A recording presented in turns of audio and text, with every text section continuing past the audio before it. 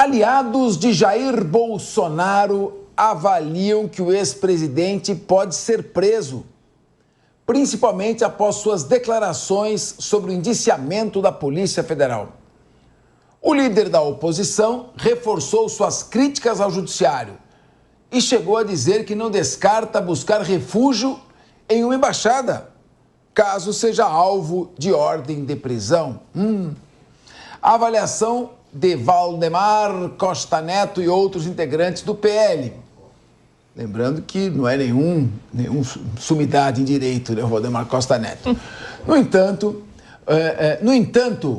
o judiciário só deve avançar contra o ex-presidente após o julgamento do caso do suposto golpe de Estado. O próprio Bolsonaro afirmou que existe a possibilidade de prisão, mas nega qualquer trama. Deise Chocari, digamos que existem aí os 4, 5, 10, 40 malucos, né? 40 malucos aí tramando algum tipo de prática criminosa. Não sei se tramaram até mesmo em reunião oficial. Maluco faz tudo. Mas tem a questão do nexo de causalidade. Você acha que o Supremo deve aguardar? Não tem nem denúncia ainda. Não tem oferecimento de denúncia. Já está se dando como certa denúncia e certa condenação. Mas ainda não tem denúncia. O judiciário deve aguardar a tramitação do processo e o exercício do direito de defesa para só então aplicar uma medida punitiva? Ou você acha que pode ser uma prisão a qualquer momento? Não, Capês, a gente sempre defendeu aqui que tem que aguardar a resposta do judiciário. Essa coisa de você já sair tomando atitude ou condenando as pessoas antes do judiciário, isso é um grande problema. A gente já sabe como que isso acaba com reputações. Eu acho que no caso do Bolsonaro ainda tem um outro porém, né? A gente fala tanto nisso, assim, principalmente nas aulas de política ali, mas a gente tem hoje no Brasil... Eu adoro esse assunto, vou tentar não me estender muito. Mas a gente tem dois grandes mitos políticos no Brasil, que é o Lula e o Bolsonaro. Se prenderem o Bolsonaro vai se transformar num Marte. Vamos esquecer todo o processo judicial que existe em torno disso, né? Mas ele se transforma num Marte e aí sim ele pode chegar com mais força em 2026. Mas, obviamente, aqui sempre defendendo primeiro, tem que esperar a resposta da Justiça. Um outro ponto dessa matéria é a questão dele já falar que pode se refugiar numa embaixada. A gente sabe que essa é a última atitude para um líder que quer se refugiar numa embaixada, é quando ele já entende que existe uma perseguição política. Se o ex-presidente Jair Bolsonaro fizer isso, ele pode passar principalmente para a comunidade internacional e para aquelas pessoas que estão investigando que ele está fugindo dos processos legais da justiça, que ele não está aceitando como a justiça está transcorrendo. Isso pode ser um problema para ele. Numa outra interpretação, ele também pode dizer para as pessoas que, olha, eu sou um perseguido político. Então depende de que mensagem ele vai querer passar aí, mas eu acho que é muito problemático ele pensar em se refugiar numa embaixada. E aí vamos reiterar sempre o que a gente tem dito aqui em todos os programas da Jovem Pan. Primeiro a justiça, depois a gente diz o que é e o que não é, né?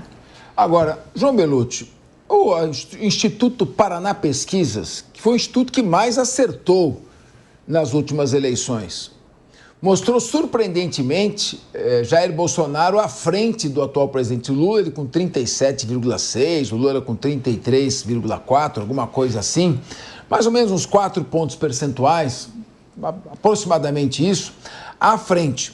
Então, mostra os dois abaixo de 50%, ou seja, nenhum deles consegue ter mais da metade do país apoiando, cada um tem seu nicho. Mas eu imaginei que o Bolsonaro, apanhando tanto como está apanhando, apareceria até não tão bem cotado.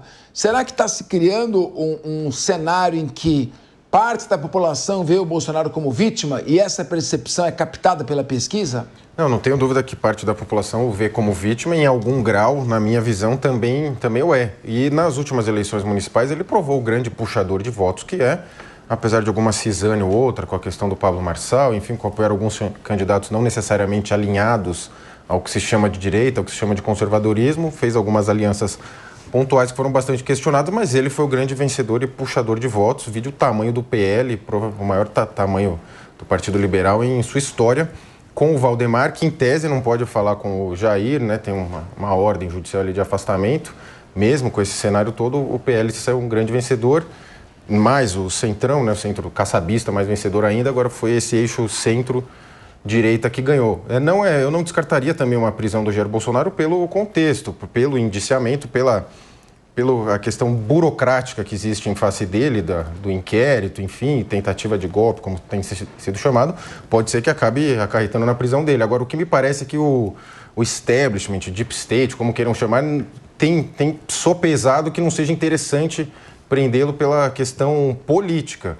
Eu acho que seria o ideal se discutir o formato dos tribunais que vêm atuando em inquéritos policiais, determinando provas, assim, tendo uma atuação muito elástica. A própria parte de alguns juízes se estende para promotor, vítima, delegado. Então, a atuação está bastante confusa e a própria atuação das Cortes Supremas, tanto o STF quanto o TSE, quanto o próprio CNJ, que deveria fazer o balizamento entre eles, ele acaba sendo composto pelas mesmas pessoas. Então, assim, você tem um centro de poder que poucas pessoas mandam e que eles decidem tudo e as cortes de baixo têm que seguir. Eu vejo com bastante perigo e acho que o Jair pode ir para a prisão mesmo, mas me parece, Capês, que esse establishment tem sopesado bem que talvez não seja interessante politicamente ou socialmente a prisão dele. Bom, Rodolfo Marins, primeiro as provas, né? Porque tem o nexo de causalidade, se é um suposto mandante, eu fiz júri de mandante, muitos júris de mandante na minha vida, é difícil. Você demonstrar efetivamente o nexo de causalidade, ele não pode ser meramente circunstancial, a partir de saltos mentais, que se diz, né, ou de ilações. Sim. Como é que você vê isso e como é que você vê a reação do público? O Donald Trump passou por um processo muito semelhante de fritura nos Estados Unidos e foi eleito. Ele foi praticamente condenado e processado em todos os estados onde os democratas, o sistema ali é diferente, né? Mas dominavam o poder judiciário. O promotor é eleito, é um pouco diferente. Mas o público captou ele como injustiçado e lhe deu a vitória. A Deise Chocari fez uma análise com relação a isso. Como você vê essa percepção? Talvez, se existe uma culpa, e aqui ninguém vai passar pano para ninguém, aqui ninguém deve nada para ninguém, se existe uma culpa, não seria o caso de se mostrar isso de maneira mais clara para que não criasse essa impressão? Capês, você coloca de uma forma muito inteligente aqui, às claras, à mesa. Obrigado. Essa questão toda do ex-presidente Jair Bolsonaro, mas ainda assim é muito pouco tempo para a gente falar qualquer coisa, tá? Eu vou me atentar aqui aos aliados ou aqueles que acreditavam até pouco tempo numa inocência do Jair Bolsonaro e agora já se mostram um pouco mais precavidos em relação a falar qualquer coisa, tá? Nomes começam a surgir, como Caiado, por exemplo, como Zema, como outros nomes dentro do cenário político da direita. Será que, de fato, eles já não estejam pleiteando uma vaga aí para as próximas eleições? No caso, uma vez que Bolsonaro, estando inelegível, já coloca aí o seu apoio ao atual governador do estado de São Paulo, Tarcísio de Freitas. Fato é, Capês, que ainda existe muita água para passar embaixo dessa ponte e nós temos que ter cuidado ao falar qualquer coisa aqui em relação a essa prisão ou não do ex-presidente Jair Messias Bolsonaro. Muito bem. Paulo Loyola, tem tanta água assim para passar ou a água já passou? Na verdade, se a gente for analisar, o companheiro Rodolfo aqui citou a semiótica, e tem um acordo com esse processo que ele fala também, ia citar isso, né, desses novos atores disputando a direita. A prisão do Bolsonaro, ela não interessa somente à esquerda, ela pode interessar muito bem ao Caiado, ao Zema, ao Eduardo Leite, a outros nomes da direita que vêm disputando ao Pablo Marçal, que é um nome que vem se mostrando forte, a um eventual Tarcísio, que também já mostrou que tem interesse no processo da presidência da República. O Valdemar, inclusive, já disse que Tarcísio é um nome para substituir Bolsonaro, depois Bolsonaro foi lá e brigou com ele. Falei isso na semana passada aqui. O que me parece é uma narrativa da parte do núcleo duro do bolsonarismo em dizer que Bolsonaro estará elegível ou mesmo solto durante o pleito de 2026. Particularmente não acredito nessa hipótese. E queria dizer também, muito respeitosamente discordar aqui da Deise, porque eu não acredito na hipótese de mártir justamente por esses elementos que eu estou trazendo. Primeiro porque isso abre uma disputa. A gente fala na política que isso é o famoso sangue na água. E a política, a gente sabe que está cheia de tubarão. Então, interessa à própria direita, a muitos nomes da própria direita, já citados aqui, fazer essa disputa, uma vez que Bolsonaro não estará nesse lugar. O companheiro João Belucci citou as vitórias, mas houve derrotas marcantes para Jair Bolsonaro também.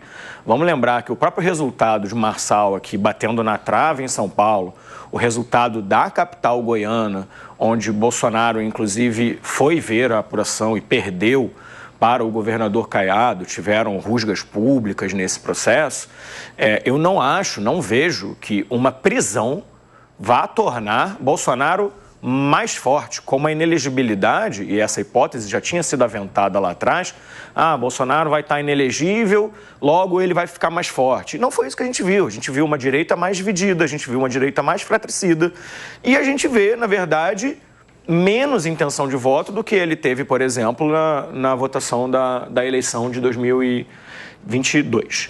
Então, esses elementos me levam a discordar dessa hipótese do mártir, até porque, se a gente for lembrar um outro caso recente, o atual presidente Lula, quando saiu de seu segundo mandato, saiu com um nível de aprovação de mais de 80%.